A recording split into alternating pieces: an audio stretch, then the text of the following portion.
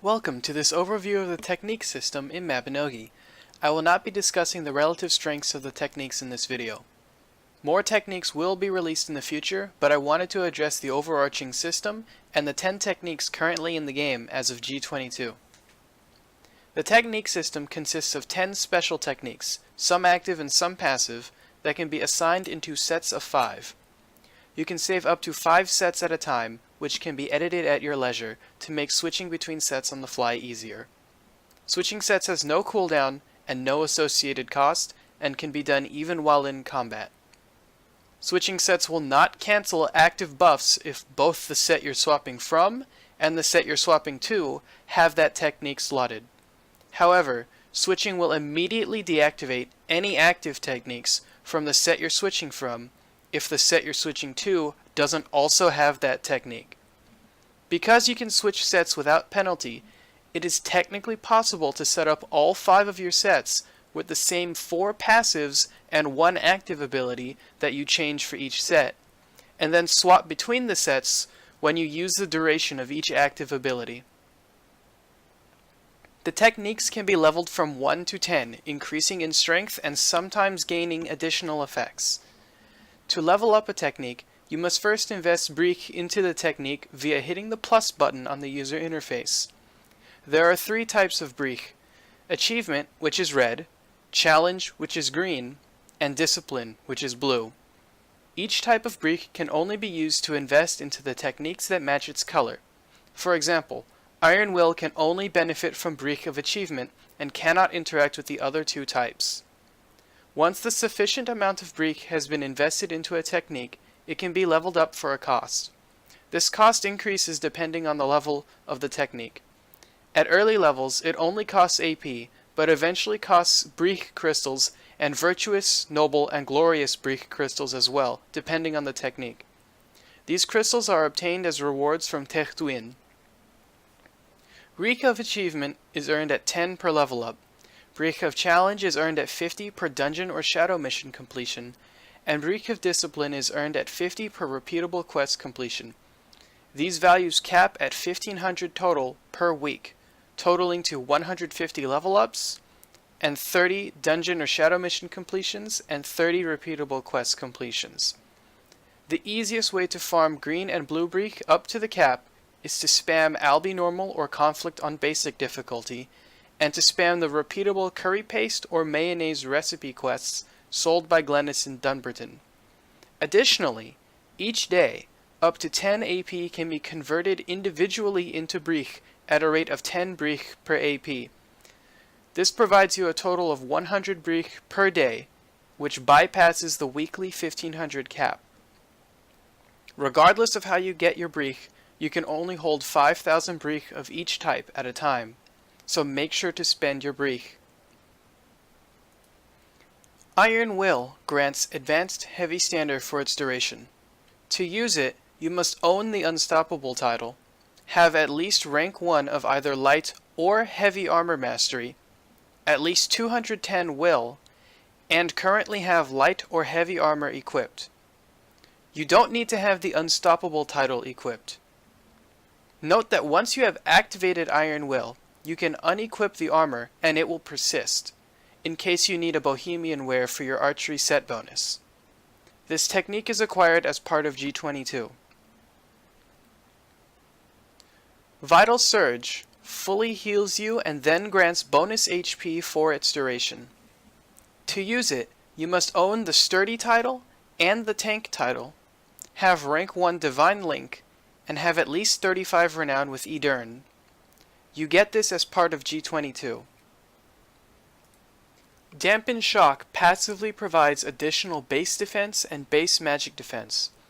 To benefit from it, you must have rank 1 Shield of Trust, as well as both 150 base defense and 90 base magic defense. Base defense comes from having high strength as a passive bonus from the defense skill and from equipment, but does not include bonuses from enchants. Bonus strength, such as from Echo Stones or Divine Link's stat bonus, convert into base defense. You get this as part of G22.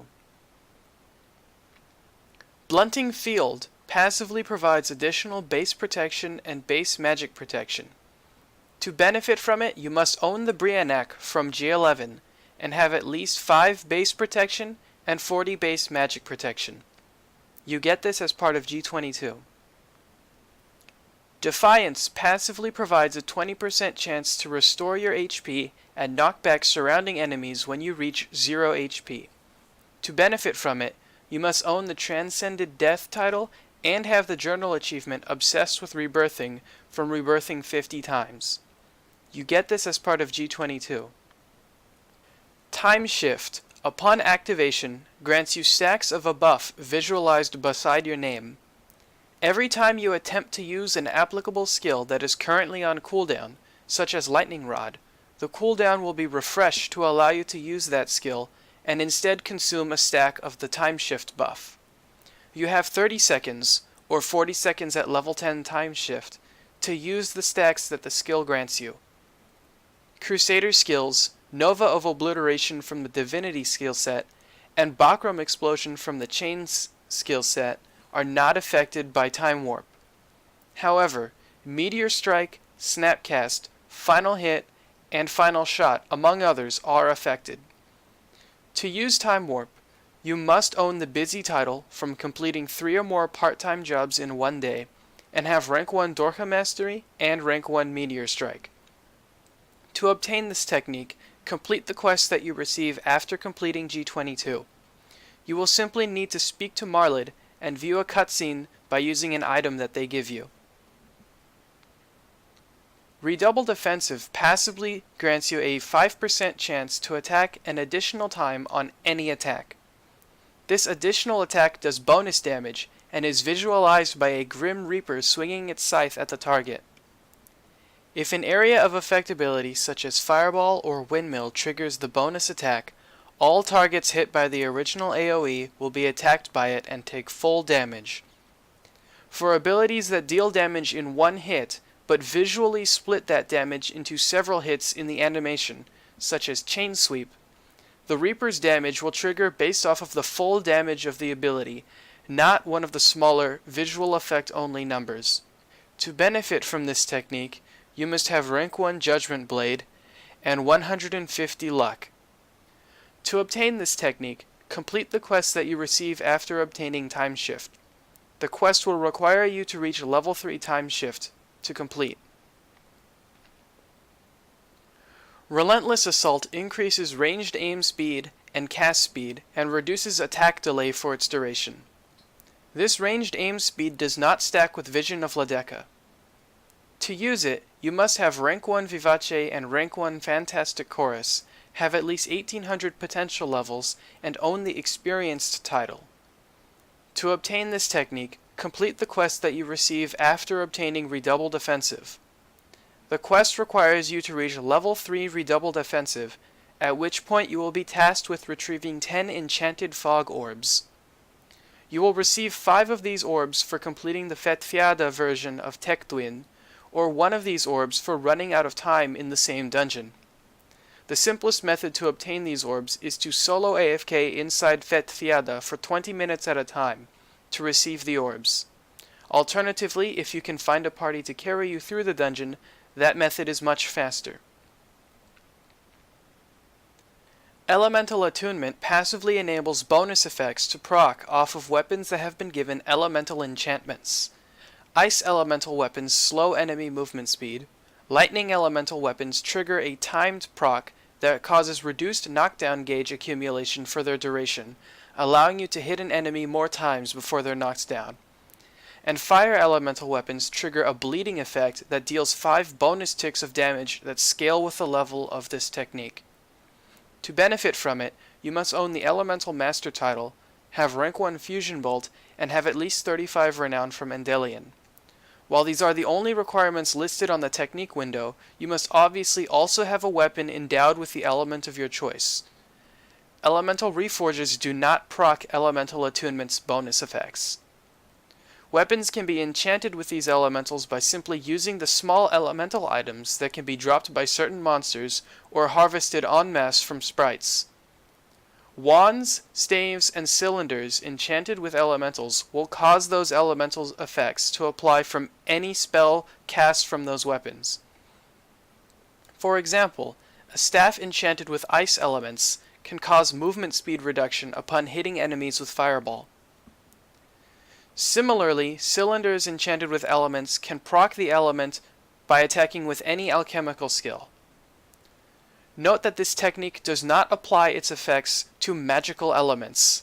A wand or cylinder that has no elemental enchantment will never proc any of the effects of this technique, and those that have an elemental enchantment will proc only the elements they have been enchanted with, and no others. To obtain this technique, complete the quest that you receive after obtaining Relentless Assault. The quest requires you to reach level 3 Relentless Assault, followed by, in order, killing 50 enemies with a fire elemental weapon inside the revived illusion version of Tektuin, killing 50 enemies with a lightning elemental weapon inside the Fetfiada version of Tektuin, and receiving 1000 damage or more 30 times while wearing ice elemental armor. The 1000 damage must be the value displayed over the character's head without mana shield active in order to count for the quest. If the damage kills you, it will still count for the quest as long as it was at least 1000 damage. I recommend Shillian Reserve Area 2's Fireballs with extra ice enchants on additional gear to increase the damage you take if needed. Exploit Weakness grants a damage buff to all skills for its duration. At level 10, it also adds 1 level of piercing to all damage dealt for its duration. To use it, you must have rank 1 Battlefield Overture, have at least 18 Renowned with Ivana, and currently be wielding a weapon with at least a Step 5 special upgrade. The skill also lists that you must be at least the level of a normal level Bandit Imp in Albin Knight's training ground, but I have no idea to what that refers. My best guess is that it is a CP requirement of some sort. Note that once you have activated Exploit Weakness, you can unequip the weapon and the effect will persist. To obtain the technique, complete the quests that you receive after obtaining Elemental Attunement. Among talking to other NPCs, the quest requires you to reach level 3 Elemental Attunement, knock foxes into deadly status 10 times, kill 20 monsters in Fetfiada in 1 hit per monster, and finally get a critical finishing blow on Baylor in Revived Illusion. For some reason there is a glitch currently with this quest, where entering a party with any finish rule and finishing off the foxes counts as sending them into deadly status. The easiest way to kill 20 monsters in Fetfiada in 1 hit is to simply solo the mission until the point you get to the zombies, and then kill the zombies over and over until you get all the necessary kills.